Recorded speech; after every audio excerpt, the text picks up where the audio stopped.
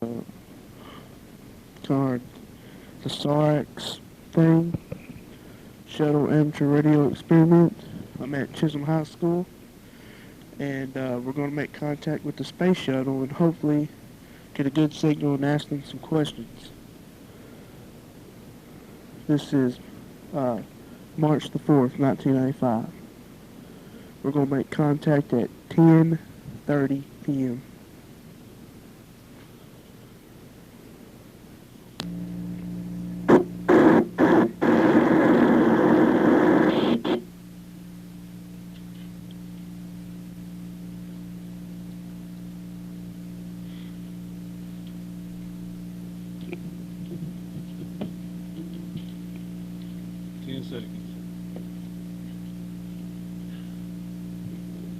Whiskey Alpha 4, Sierra India Romeo. Whiskey Alpha 4, Sierra India Romeo. Here's Kilo Alpha 5, Charlie Juliet Juliet. Kilo Alpha 5, Charlie Juliet Juliet. Calling. K5 Charlie Juliet Juliet from Whiskey Alpha 4, Sierra India Radio. I'll copy. Hello, Ron. Copy real good. A little bit scratchy, but we know we'll get better on the go here. Copying about an S7 right now. Go.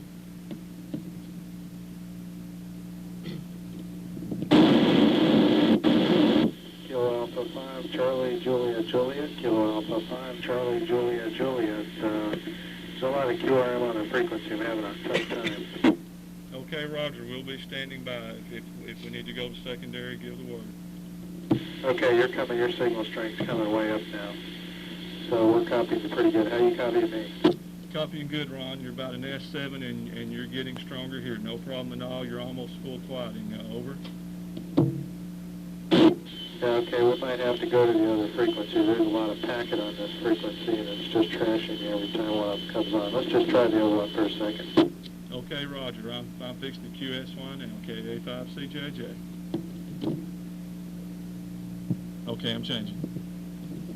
Whiskey Alpha 4, Sierra India Romeo. Kilo Alpha 5, Charlie Juliet Juliet. KA5CJJ from WA4SIR. You're loud and clear on this frequency. Roger, very good. Well, we got a lot of excited kids, so we're ready when you are. Okay, go right ahead. How many G's do you pull when leaving the Earth's atmosphere, and can you explain how this feels? Over. Well, the space shuttle's a pretty easy ride, actually. We only hit 3 G's on the way up, and it lasts for a long time, and so it really pushes you back into your seat hard, and it makes it just a little bit hard to breathe for the last couple of minutes. It's a pretty impressive ride. What happens if one of you suffers a serious illness such as appendicitis or a heart attack while on the mission? Over.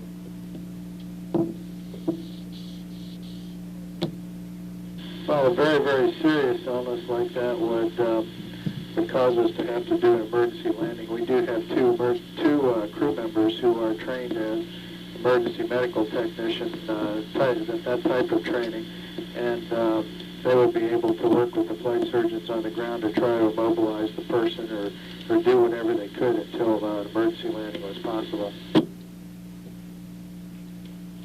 Can you tell us what some of the more easily distinguishable landmarks are as viewed from space? Over.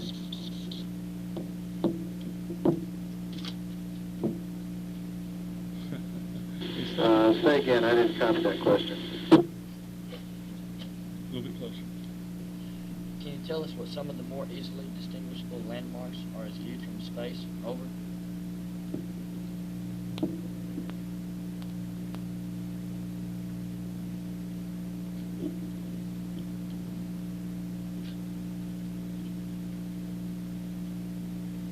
Hadn't heard anything yet. Okay. Try one more time. Can you tell us what some of the more easily distinguishable landmarks are as viewed from space? Over. Well, there's a lot of easy things to see from space. Major highways are pretty visible, and at nighttime when we're past the city lights are really pretty to watch. And Of course, mountains and rivers are very easy to pick out. Islands are a lot of fun to look at as you pass over them. So as far as man-made features, though, about the only thing you can see during the daytime looking at the ground are things like roads, major highways that you can sometimes see as a long straight line. Can you tell us some of the things you have been observing and measuring with Astro 2 during the mission so far? Over.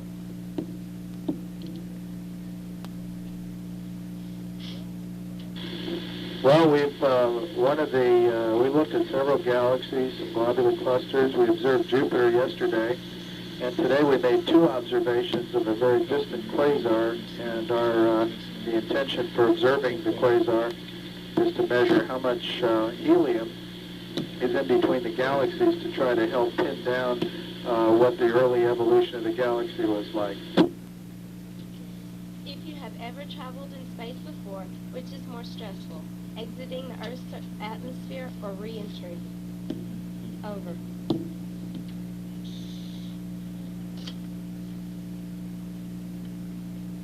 He's traveled in space before. Well, I think it's more stressful going up because you get 3 G's of acceleration as you're accelerating to orbital velocity. Coming back down, the G-forces build up very, very slowly. And of course, they don't get much more than 1.5 as you're slowing down, and then go back down to 1 as you land. So coming down is not particularly stressful. Going up is a rougher ride. Do you have any spare time to relax and perhaps listen to music? And is it possible to receive commercial radio broadcasts in space? Over. The problem with commercial radio broadcasts is if you turn the radio on, you'd hear hundreds of radio stations all at the same time on any given frequency, and so it'd be very hard to hear them. We do have Walkmen up here with some tapes that we can listen to, and so we do have a couple hours a day before and after our work shift when we are able to just spend a little bit of time by the window watching the Earth go by, and also listen to a little music to relax before we go to bed. Is it possible to see large cities at day and night in the shuttle? Over. He answered that. In the daytime, it's tough to see cities because they sort of blend in with the ground. They're sort of a grayish color against the ground. At night, they're very easy to see because they're all lit up. Next. Please explain how your sleeping quarters work on the shuttle, and also how many of the crew sleep at one time. Over. The sleeping quarters are a little, we have 4 bunks on the middeck, which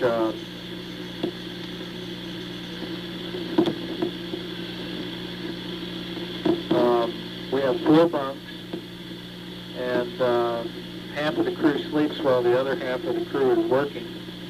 And you go in the bunk and close the door, and it's pitch black inside, and there's a little sleeping bag in there that you get in. Do you exercise while on the shuttle to maintain your conditioning? And if so, what do you do? Over. Yes, we have a exercise bike on the middeck that we can use to exercise our legs so that we won't be so weak when we get back on the ground. Go. What's the most extensive part of training for your mission? Over. Well, we spent a lot of time training with the experiments we're going to do, tremendous amount of time operating them so that we can do it very, very quickly and easily, and not be, be able to react quickly to problems with them and work around those problems. Have you experienced any adverse effects due to 0G? Over. Well, not that I know of. It makes you feel kind of weird for a little while, but after you get used to it, the effects aren't really adverse. When you get back to Earth,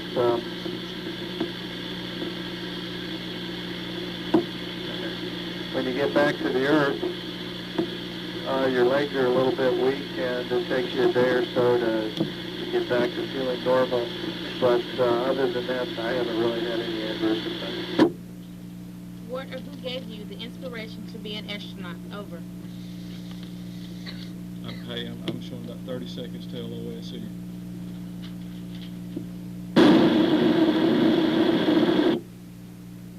I'm probably getting ready to lose him. Yeah. Let me give him a call. WA4SR, this is KA5CJJ. Can you still copy, Ron? Over.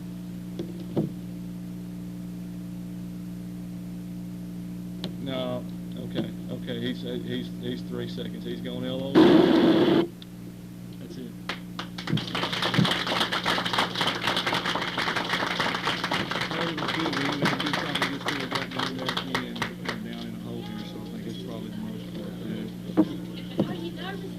We had, well, we got 11 full questions. We didn't get the 12th question asked. She was asking 12, and I think we showed like 20 seconds to LOS.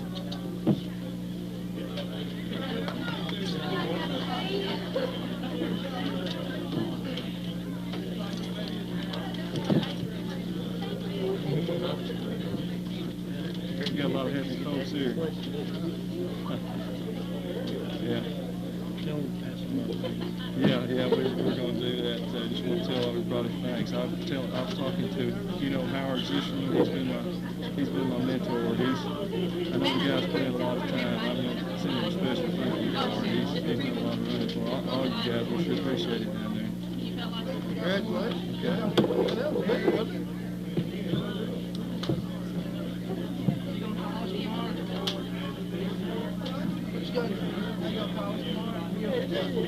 you got?